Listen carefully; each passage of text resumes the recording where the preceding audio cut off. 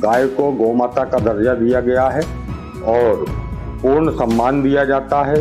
गौ माता की पूजन की जाती है और गाय के दूध से बने दही, घी, गाय का गोबर, गाय का गौमूत्र और इन सभी से मिलाकर के जो पंचगव्य बनता है, इस पंचगव्य का धार्मिक महत्व है, वैज्ञानिक महत्व है और चिकित्सा क्षेत्र में भी इसका बहुत महत्व है। भारतीय मूल की जो देसी गाय होती हैं, विभिन्न प्रांतों में, विभिन्न क्षेत्रों में अलग अलग नस्ल की देसी गाय हमारे भारतवर्ष में प्रचलन में है। ये सभी प्रकार की देसी गाय जो होती हैं, इनका दूध जो है वह अमृत के समान माना गया है। और ऐसा ही यदि हम ज्योतिष की दृष्टि से भी देखें तो ज्योतिष में भी गाय को बहुत महत्वपूर्ण माना गया है, माता माना गया है। और ऐसा भी माना गया है कि 33 कोटि जो देवता हैं, वह 33 कोटि देवता हमारी गौ माता के अंदर विराजमान रहते हैं।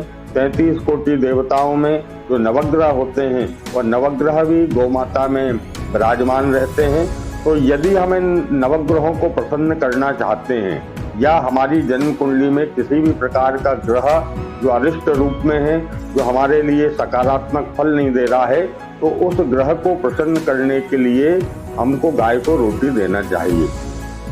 क्योंकि हमारे यहाँ सनातन धर्म में तो यह प्रचलन में है कि प्रतिदिन जो रोटी बनती है, घर में जो भोजन बनता है, उसमें से पहली रोटी गाय को देते हैं। तो हमको गाय को रोटी तो प्रतिदिन देना चाहिए। लेकिन यदि हम नवग्रह शांति के लिए कोई प्रयोग करना चाहते हैं, तो इसके लिए हमको अलग अलग दिन गाय को रोटी देते समय उसमें अलग अलग प्रकार का पदार्थ रखना चाहिए, जिससे हमको शुभ फल की प्राप्ति होगी। जैसे कि गाय को रोटी में शुद्ध घी और गुड़ लगा करके यदि हम देते हैं, गुड़ रख करके देते हैं, तो सूर्य देव प्रसन्न होते हैं। गाय को यदि हम रोटी के साथ शक्कर रख करके देते हैं, तो चंद्र ग्रह के द्वारा हमको शुभ फल की प्राप्ति होती है। यदि मंगल ग्रह को हमको प्रसन्न करना है, मंगल को हमारे अनुकूल करना है, तो गाय को हमको रोटी के साथ गुड़ लगा करके देना चाहिए। इससे जो है मंगल ग्रह भी प्रसन्न होते हैं, हमारे एक्सीडेंट इत्यादि नहीं होते हैं और वैवाहिक सुख की भी हमको प्राप्ति होती है। हम यदि गाय को बुधवार के दिन हरी भाजी या हरा चारा देते हैं, तो सद्बुद्धि की प्राप्ति होती है।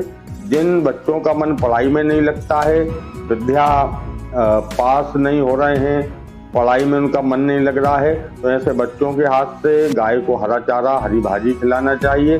साथ साथ जिनको अपने कैरियर में सफलता की प्राप्ति नहीं हो रही है, व्यापार व्यवसाय में सफलता की प्राप्ति नहीं हो रही है, तो ऐसे जातकों को भी गाय को हरा चारा या हरी भाजी खिलाना चाहिए। यदि बृहस्पति ग्रह को हमको अनुकूल करना है या बृहस्पति हमारे अनुकूल नहीं है, तो ऐसी स्थिति में हमको गाय को गुरुवार के दिन चने खिलाना चाहिए या रोटी के साथ हमको चने की दाल रख करके गाय को खिलाना चाहिए।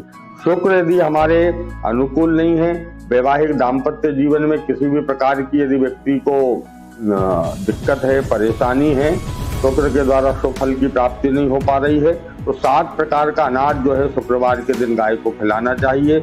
इसी प्रकार यदि शनि हमारे अनुकूल नहीं है, शनि की 7.5 चल रही है, शनि की ढैया चल रही है, तो रोटी में तिल्ली का तेल लगा करके हमको गाय को खिलाना चाहिए।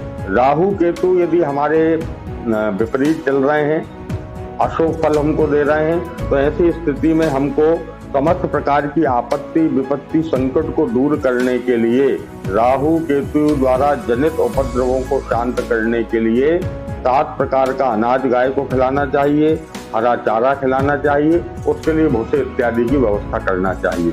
इस प्रकार यदि हम करते हैं तो निश्चित ही नवग्रहों के द्वारा हमको शुभ फल की प्राप्ति होती है। वैसे भी यदि हम गौ माता की सेवा करते हैं, गाय को नित्य प्रति चारा देते हैं, गाय की सेवा करते हैं, उसकी जीविका के लिए भूसे, हरी भाजी, दाने इत्यादि की व्यवस्था करते हैं, तो हमारे जीवन के समस्त आपत्ति, विपत्ति, संकट दूर होते हैं। गाय के ऊपर यदि हम हाथ फेरते हैं तो भी हमारे अंदर सकारात्मक ऊर्जा प्राप्त होती है और किसी भी प्रकार की यदि हमारे शरीर में बीमारी, रोग है, तो वो रोग भी दूर होता है। ऐसी गौ माता की महिमा है। लेकिन विशेष रूप से हमको ध्यान रखना चाहिए कि वह देसी नस्ल की, जो भारतीय देसी नस्ल की जो गौ माता होती है, ऐसी गौ माता की सेवा करने से हमको पुण्य फल की प्राप्ति होती है।